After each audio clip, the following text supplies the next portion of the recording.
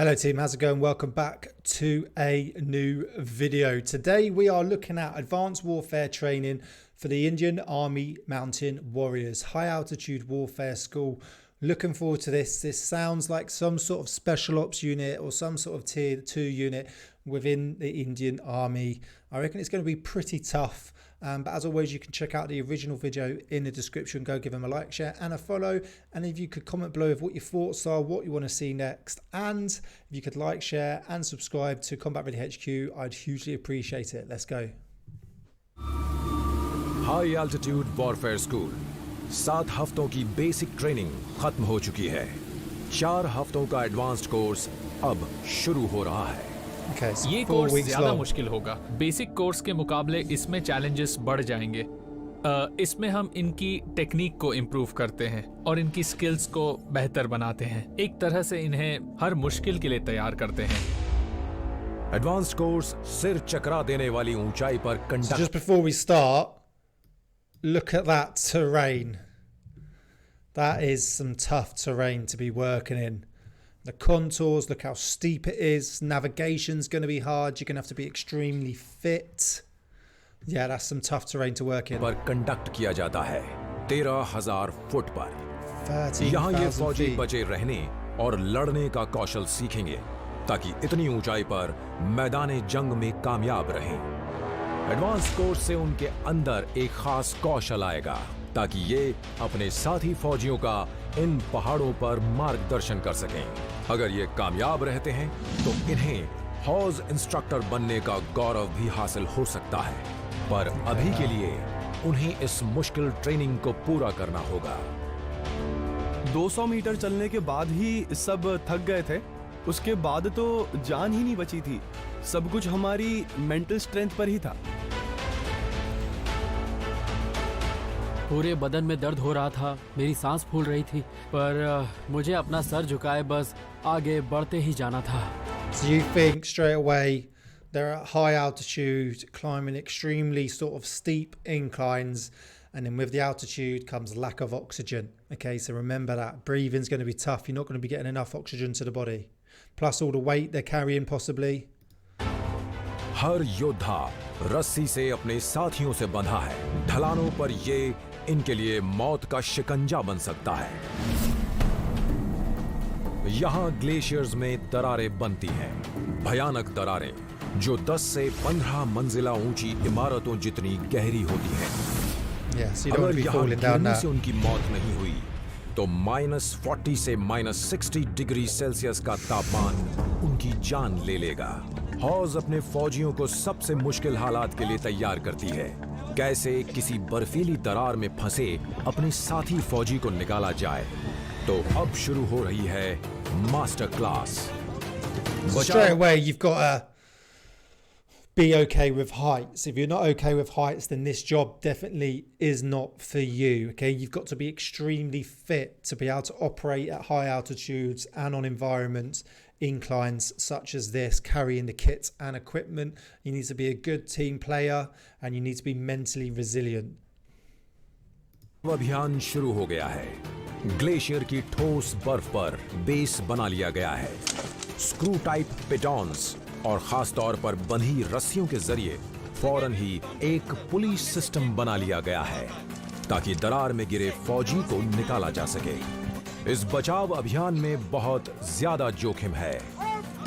इन्हें पता नहीं है कि दरार कितनी गहरी और संकरी है या फिर इसका कौन सा हिस्सा अचानक ढह सकता है और घायल और बचावकर्ता दोनों को दफन कर सकता है। गहरी दरारों में बचाव अभियान के लिए इन्हें एक ट्राइपॉड रिग बनाना सिखाया जा रहा है। बचावकर्ताओं को नीचे उतारा जा सकता है और घायल के साथ ऊपर खींचा जा सकता है। इस तरह बर्फीली दीवारों पर घसीटने की जरूरत नहीं पड़ेगी। ऐसा बचाव तेजी से बिना किसी दिक्कत के होता है और इसमें बर्फ के धंसने का भी डर नहीं होता। अगली परिस्थिति क्या किया जाए? That's very interesting. I found that very interesting. These guys are generally like just as well equipped and trained as you sort of like rescue men, your sort of volunteers, mountain rescue, etc. इन फौजियों के लिए जानलेवा बन जाएं। जरा सा गलत कदम या फिसलदार बर्फ इन फौजियों को सैकड़ों फुट नीचे ले जा सकती है। यहाँ हमें सिखाया जाता है कि अगर मार्च के दौरान आपका पैर फिसला तो आपको खुद को कैसे रोकना है या अपनी स्पीड को कैसे कम करना है। मुसीबत को टाला जा सकता है बशर्ते इन फौजियों के पास बर्फ वाली कुल्हाड़ी हो और इन्हें उसे इस्तेमाल करना भी आता हो। कैसे आप अपने आईसेक्स को टर्न करोगे 90 डिग्री 180 या पूरा पीछे को टर्न करोगे, कुछ भी करोगे, मतलब कैसे आईसेक्स गाड़ोगे, जिसमें काफ़ी सोचने को मिलता है।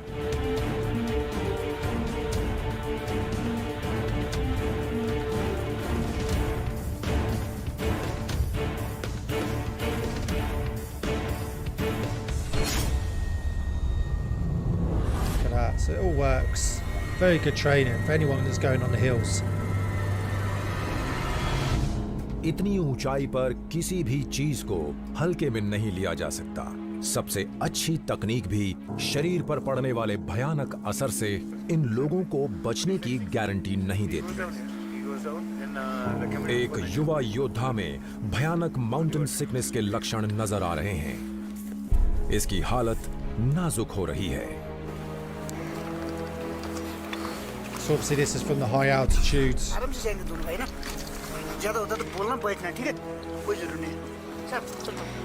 ट्रेनिंग ले रहे इस फौजी का आगे जाना जानलेवा हो सकता है और डॉक्टर्स ने उसे वापस भेजने का फैसला किया है। एम्बुलेंस तो मिल नहीं सकती।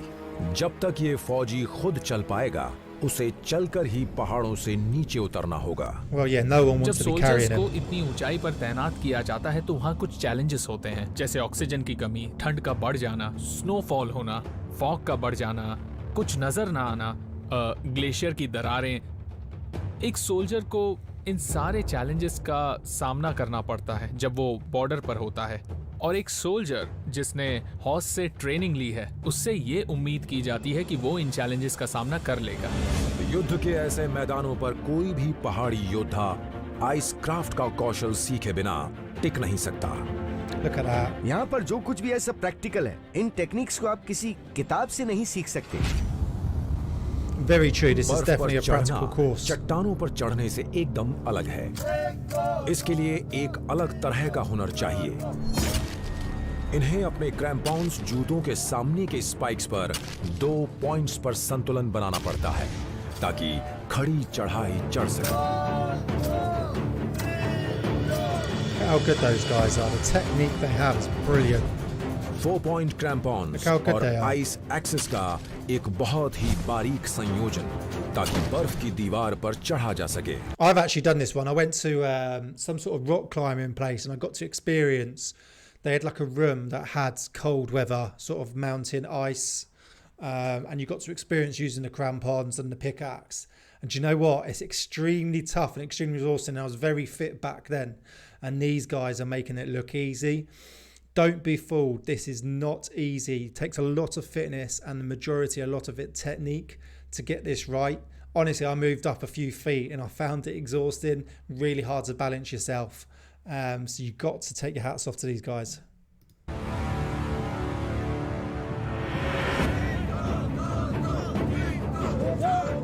इस तकनीक के लिए इन्हें अनगिनत बार अभ्यास करना पड़ता है ताकि आइस क्राफ्ट टेस्ट में कामयाब हो सके।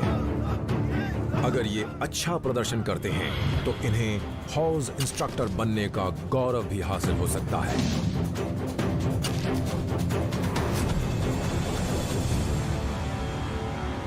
See there, if you're not balanced, you're just going to fall.